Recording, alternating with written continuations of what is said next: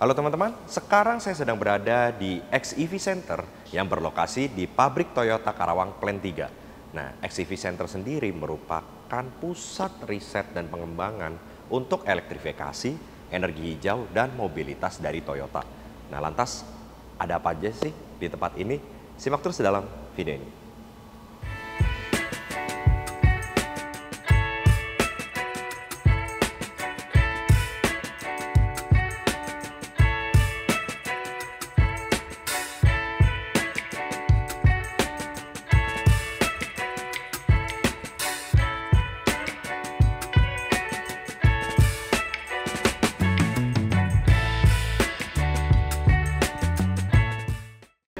Dan saya tidak sendiri di sini, saya ditemani oleh Mbak Tasya sebagai presenter XEV Center ya. Gimana Mbak kabarnya Mbak? Baik Mas, baik. Sehat? Sehat Mbak. Nah sekarang saya ini mau tahu lebih jauh di XEV Center ini Mbak. Mungkin kita bisa langsung masuk ke dalam ya Mbak? Boleh banget. Oke, langsung aja Mbak.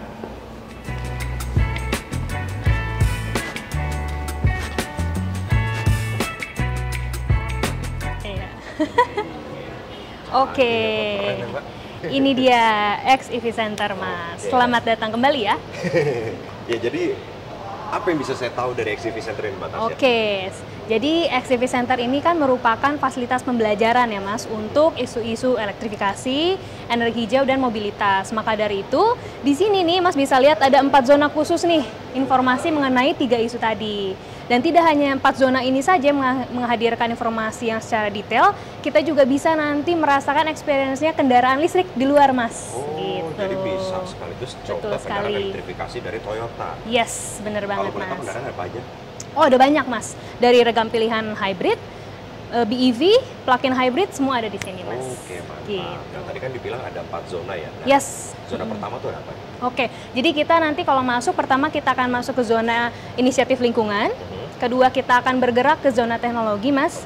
Ketiga, akan ada mengenai ekosistem hijau. Dan yang terakhir mengenai zona masyarakat berkelanjutan. Oke, mungkin kita ke zona pertama ya. Boleh. Bisa Nah, ini nih. Gambarannya apa?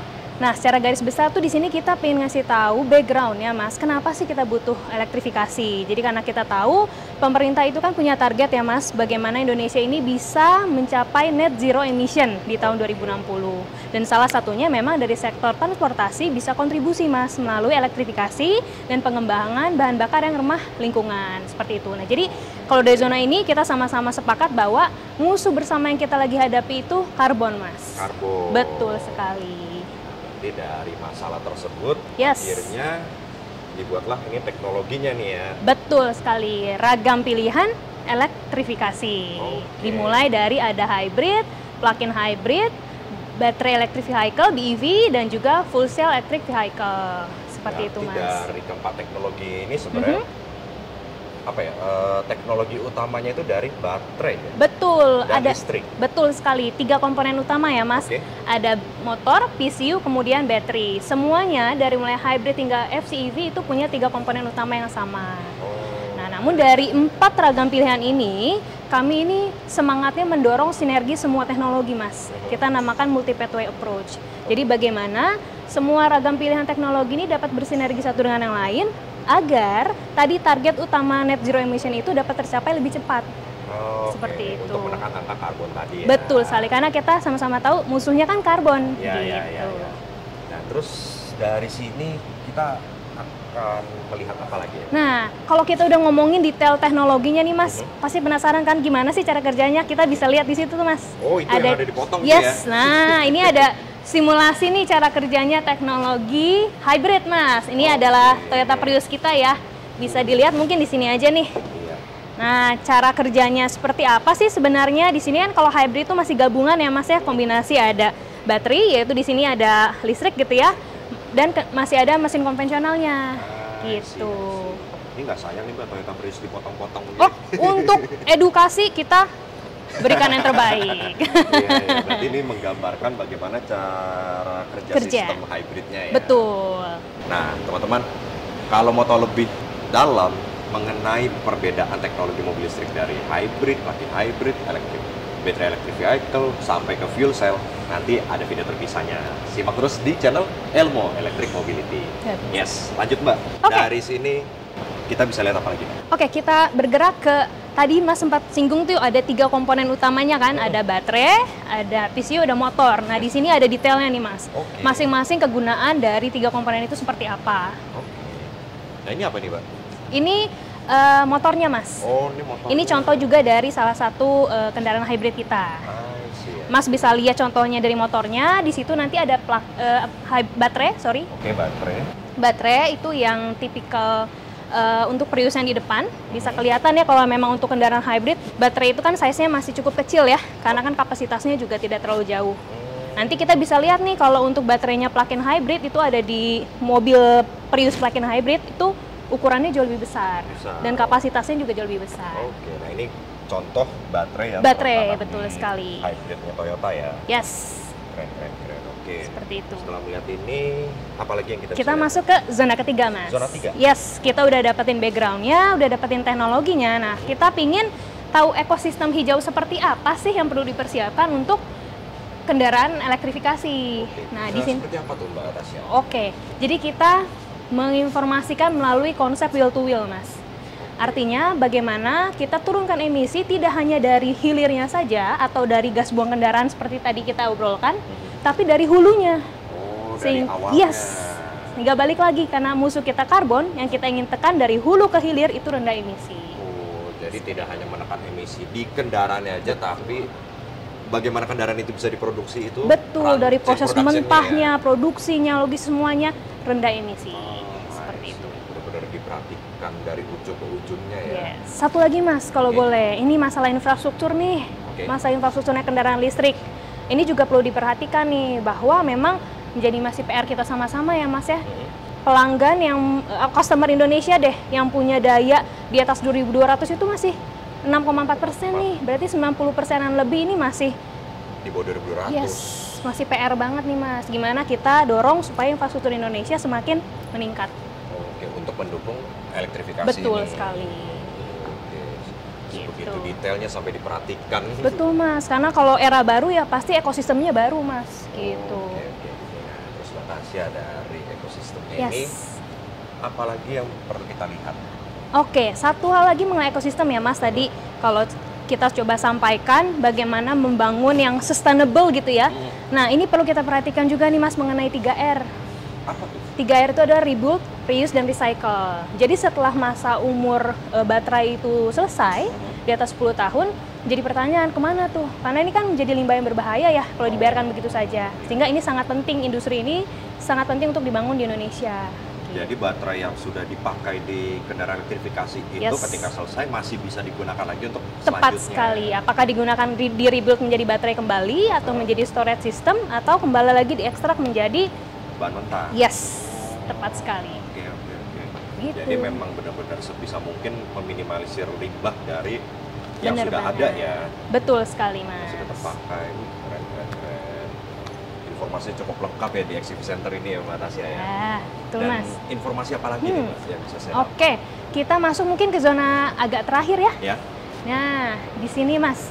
Ini masuk ke zona masyarakat berkelanjutan, Mas. Apa tuh? Jadi salah satu topik di sini tuh kita ingin menjawab kekhawatirannya masyarakat, Mas. Kalau banyak orang kan, aduh mobil listrik kayaknya takut nih koslet, ya kan? Karena ini nih kesetrum atau dan lain hal. Kita pastikan bahwa kendaraan kita, baterai itu sudah melalui berbagai macam uji keselamatan, Mas. Dari uji pengisian berlebih, uji tabrak, uji panas, semua sudah dilakukan. Jadi semangat yang kita dorong adalah peace of mind. Jadi customer yang menggunakan produk kita akan nyaman karena kita sangat mengusung value safety, gitu, Mas. Jadi memang ini sebuah teknologi baru ya, elektrifikasi, di mana orang-orang kan butuh penyesuaian ya. Tapi ketika memakai itu ya nggak perlu khawatir dengan ya ketakutan mungkin bisa dibilang mitos ya. Betul. Ada yang bilang mobil elektrifikasi gampang konslet karena air sensitif, dan memang ternyata sudah diuji ya nggak ada masalah. Memang layaknya pakai mobil biasa ya. Ya nyatanya memang teknologi ini kan memang baru ya Mas, teknologi baterai ini baru dan sangat kompleks. Jadi memang kita sangat concern ya terhadap pengembangannya. Kalau memang tadi memang ada resiko Mas, ada resiko sih, namanya juga teknologinya cukup baru dan juga kompleks, memungkinkan adanya resiko-resiko tadi seperti tadi. Tapi Toyota memastikan produknya kami ini adalah aman digunakan oleh customer. Gitu. Berarti ini udah di zona terakhir dan ini Yes. informasinya mencakup di dalam XCV Center. Ada satu lagi Mas, kalau boleh Mas, Apa sedikit. lagi? Yang tadi aku boleh kutip nggak Mas bilang kan ini kan teknologi baru ya, Iya, gitu. iya, iya. Nah, kita ini sebenarnya ngembangin kendaraan listrik tuh nggak baru-baru Mas. Nih, dari tahun 1996 itu pertama kali kita luncurin BEV, produk BEV kita namanya RAV4. Kemudian di 97 pemasaran skala besar nih untuk Prius gitu. Kita lakukan terus pengembangan line up-nya kita dan semakin intensif ya, bisa dilihat ini banyak sekali line up-nya mulai dari hybrid, BEV, plug-in hybrid, bahkan full cell sudah ada nih. Ini Mirai di tahun 2014 hingga kini Mas. Dan kami harapkan semua ragam pilihan kendaraan kami ini dapat mendukung untuk tercapainya karbon netralitas tadi di 2050 gitu Mas. Menarik. Nah ini ada BZ4X juga ya. Betul. Elektrifikasi Yes. dari Toyota ya. Betul. Satu hal lagi Mas, kalau boleh ini kita ngelakuin ini nggak sendirian Mas. Oh, ada Betul. dukungan dari luar. Ini kita lakukan berdasarkan kerjasama Triple Helix Mas. Pemerintah Indonesia, universitas dan juga industri, yaitu di sini PT Temin. Gitu. Kita lakukan berbagai macam kerjasama, termasuk salah satunya kerjasama riset Mas. Kita bangun kurikulum juga di sini untuk elektrifikasi, berbagai macam, ada konversi kendaraan listrik juga dari ICE. Nah, terus kita lakukan kerjasama dan disinilah kita Mas pembangunannya XCV Center. Di tahun 2022. Betul, di Mei 2002 lalu. Ini merupakan hasil benar-benar kolaborasi dengan 3 pihak tadi Mas, pemerintah dan akademisi. Nah, terakhir dari saya Mbak Tasya, Yes. di XCV Center ini bagaimana ke depannya untuk pengembangan? Betul, kita tidak akan berhenti di sini Mas, memang ini tuh baru tahap 1 kita. Jadi, kedepannya kita akan terus tingkatkan lagi fasilitas ini untuk menjadi pengembangan dari New and Renewable Energy Research. Oke. Nah, itu tahap 2. Nah, tahap 3 kita akan terus tingkatkan lagi menjadi Mobility Center, Mobility Research gitu. Oke, berarti memang ini baru tahap awal Betul nih ya. sekali Mas. Tahap Sesuai awal. dengan semangatnya kita Mas, we make people before we make product. Jadi kalau kita nggak siapkan nih people dengan pengetahuan yang proper, yang lengkap, gimana kita sanggup menghadapi era baru Mas gitu. Jadi ini penting banget.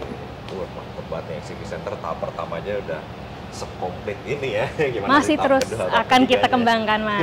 Oke. Nanti join lagi ya, datang lagi. Siap.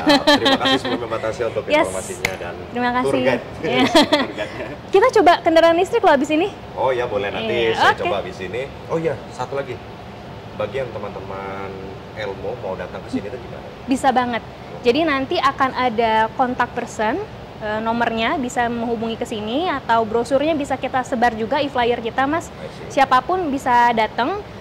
Nanti kita akan bantu untuk jadwalkan. Jadi nggak bisa langsung datang ke sini sih. Kita Oh. jadwalkan sesuai dengan waktu ya. Karena banyak juga sudah terisi dari para pemerintah yang bergabung, yang berkolaborasi dengan kita dan juga universitas sudah banyak Mas datang ke sini secara dengan jadwalnya masing-masing. Oh, Jadi nanti kita oke. perlu. Nah, jadi teman-teman yang tertarik nanti bisa ya kontak di bawah ini. Bisa banget. Sekali lagi terima kasih Mbak Tasya Yes, untuk informasinya. terima kasih juga. Oke teman-teman, jadi seperti itulah gambaran XCV Center yang berada di pabrik Toyota Karawang Plant 3. Nah, mungkin teman-teman bagi ada yang ingin tanya atau berkomentar, saya akan isi kolom komentar di bawah. Jangan lupa klik like dan subscribe di channel Elmo Electric Mobility. Terima kasih telah menonton.